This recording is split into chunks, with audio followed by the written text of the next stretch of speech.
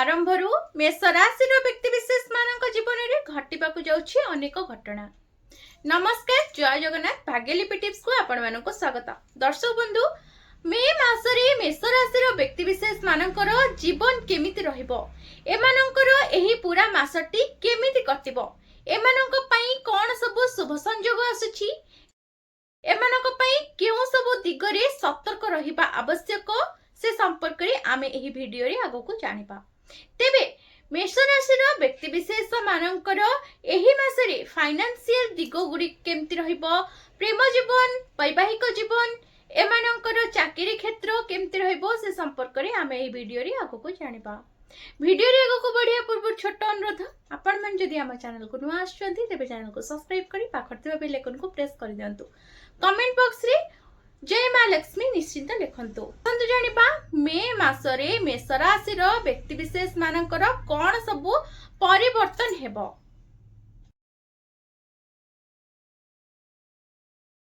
देखंतु मे मासरे कर्म क्षेत्र केमिति रहिबो मेष राशि व्यक्तिशेष मानकर। जदि एमे कर्म क्षेत्र विषय आलोचना करिबा तेबे मे मासरे आपण मानकर शनि द्वादश घरे उपस्थित रहिबे एवं 17 मे पर्यंत नक्षत्र रे मध्य रहिबे। 17 मे परे शनि बुधंक नक्षत्र रे प्रवेश करिबे। फलस्वरूप 17 मे पूर्व समय अनावश्यक दौड़ा दौड़ी आपनकु होई पारे। आपनक कठिन परिश्रम तुलना रे फलाफल दुर्बल टिके होई पारे। किंतु 17 मे परे आपण व्यवसाय संबंधी मामला रे भल लाभ पाइबे। कार्य संबंधी यात्रा सफल आपण मानकर हेबो। किंतु एही यात्रा गुडी करे आपनकु सतर्कता अवलंबन करबाक पड़िबो। विशेष भाव रे आपण सतर्क रहंतु। एही समय मध्य रे चाकरी करूथबा लोक माने व्यावसायिक लोक मानक तुलना रे भल फलाफल देखि पारंती। जो माने चाकरी करछंती से मानकर किछि डेवलप होई पारे, जेमिति कि हठात आपण मानकर प्रमोशन मध्य होई पारे। एही लोक माने टिके अधिक प्रयास सहित लोक मानक लक्ष्य हासिल करि परिबे। देखंतु आपण माने दूर स्थानर लोक माने अपेक्षाकृत भल फलाफल देखि पारंती। सामग्रिक भाव रे वर्ष 2026 मे मास आपण मानक कैरियर पई हाराहारी होई पारे। आर्थिक दृष्टिकोण रु केमिति रहिबो एही मासटी मेष राशि लोक मानकर। देखंतु लाभ घरर कर्ता शनिदेव आपणक द्वादश घर उपस्थित रहिबे। एहाको भल स्थिति भाव रे विवेचना करा जाय न पारे, किंतु लाभ घर थिबा राहु आपणकु किछि भल लाभ देई पारे। तेनु मे मास लाभ दृष्टि रु मध्यम रहिबो। संचय विषय रे द्वितीय घरर कर्ता शुक्रंकर स्थिति आधार रे मे 14 तारीख पर्यंत समय तुलनात्मक भाव रे भल रहिबो, जेतेबेले एहा परे समय टिके दुर्बल आसीबो। मे मास राशिफल अनुसार धनर ग्रह बृहस्पति भ्रमण आपणक आर्थिक जीवन पई स्वाभाविक रहिबो। तेणु एही मास आपणक पई आर्थिक भाव रे हाराहारी फलाफल देई पारे। तथापि विदेश रे किंबा दूर स्थान रे संपर्क थिबा लोक माने अप्रत्याशित लाभ अनुभव करि पारंती। आपणको विदेश रो केउ आडू हठात किछि आर्थिक लाभ मिलिबार बहुत संभावना रहउछि। एबे हमें आलोचना करिबा स्वास्थ्य संबंधी केमिति रहिबो मे मासटे मेष राशि व्यक्तिशेष मानकर। देखंतु आपणकर लग्न किंबा राशिर कर्ता मंगल मासर आरंभ रे शनि सहित द्वितीय घरे रहिबे। एही दुईटी स्थिति अनुकूल आदौ भी नुहे। तेणु आपणको 11 मे पर्यंत आपणक स्वास्थ्यर विशेष भाव रे ध्यान नेबाकू पड़िबो। आपण कोथरे अवहेला करंतु नाही आपणक स्वास्थ्य को नै विशेष भाव रे, कारण 11 मे परे मंगल प्रथम घरे प्रवेश करिवे। जदिओ प्रथम घरे मंगलंकर भ्रमण शुभ बोली विवेचना करे जाय नाही, मंगल निज राशि रे थिबारु आपणक उपरे कोनोसे बड़ नकारात्मक प्रभाव पड़िबो नाही। तथापि 11 मे रु 15 मे मध्य 4 दिन मध्य आपणको आपणक क्रोध को विशेष भाव में नियंत्रण करने पड़ो। यही समय मध्य आपण मुंड बिंधा आखि ज्वाला अनुभव करिपारंती।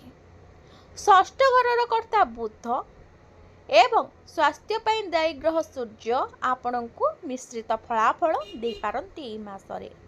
तेणु मासटी स्वास्थ्य दृष्टिकोण मिश्रित रहिबो। तथापि आपण आपणक स्वास्थ्य रे विशेष भाव में जत्नवान हुंतु। मासर प्रथमार्धरे आपणको आपणक स्वास्थ्य प्रति विशेष भाव में ध्यान देबे, जेतेबेले द्वितीयार्ध स्वाभाविक आपणकर होइछिबो। किंतु प्रथमार्ध आपण टिके ध्यान देबाकू पड़िबो आपणक स्वास्थ्य उपरे। एबे आलोचना करिबा आपण मानकर मे मासरे प्रेम एवं विवाह केमिति रहिबो। एही मासटी प्रेम संपर्क केमिति रहिबो एवं वैवाहिक जीवन केमिति रहिबो। देखंतु प्रेम एवं वैवाहिक जीवन विषय रे आपणक पंचम घरर अधिपति सूर्यंकर स्थिति सामान्य दुर्बल रहिबो, विशेष करी मे 15 तारीख पर्यंत। एही समय रे सूर्य केवल द्वादश घरे रहिबे नाही, बरं शनिंकर मध्य प्रभाव रहिबो। एही परिस्थिति प्रेम संपर्क को दुर्बल करि पारे। मे मास राशिफल अनुसार केतुंकर भ्रमण मास सारा पंचम घरे प्रभावित करिबो एवं एही ग्रह स्थिति प्रेम जीवन पाई आदौ भी अनुकूल नुहे। तथापि मे 15 तारीख पर पंचम घरर अधिपति आपणकर उन्नति कराइबे। फलस्वरूप एही समय मध्यरे आपण तुलनात्मक भाव में भल फलाफल अनुभव करि पारंती आपणक प्रेम जीवन रे। देखंतु मे मासरे प्रेम पाई जो ग्रह शुभ अटंती शुक्र भ्रमण मध्य करिवे। तेणु एही मास प्रेम जीवन पाई मिश्रित रहिबो किंबा हाराहारी मध्य रहि पारे। तेणु एही मास प्रेम जीवन पाई मिश्रित किंबा हाराहारी हेबो बोली आशा करा जाउछि। किंतु मासर प्रथमार्धरे कौनसी विपद न देबा उचित। आपण आपणक संपर्क रे तिक्तता आसीबा को दियंतु नाही। मे मासरे निर्बंध किंबा विवाह पाई आगको बढ़िबा पाई भल समय नाही। तथापि मे 15 तारीख पर समय टिके भल रहिबो। एही मास वैवाहिक जीवन पाई साधारण रहिबो। कौनसी बड़ समस्या आपण मानकर देखा देबो नाही एही मासरे जो माने विवाहित अटंती। किंतु सप्तम घरर कर्ता हाराहारी फल दे पारंती। किंतु द्वादश घरे थिबा मंगल अष्टम दृष्टि सप्तम घर को दृष्टि देबे।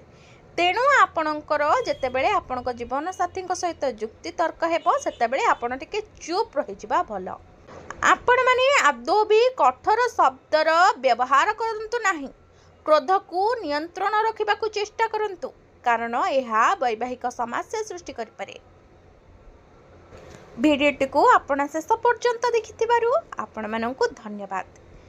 आपण माने केउं डिस्ट्रिक्ट रु हम भिडियो देखुछंती निश्चिंत कमेंट करंतु।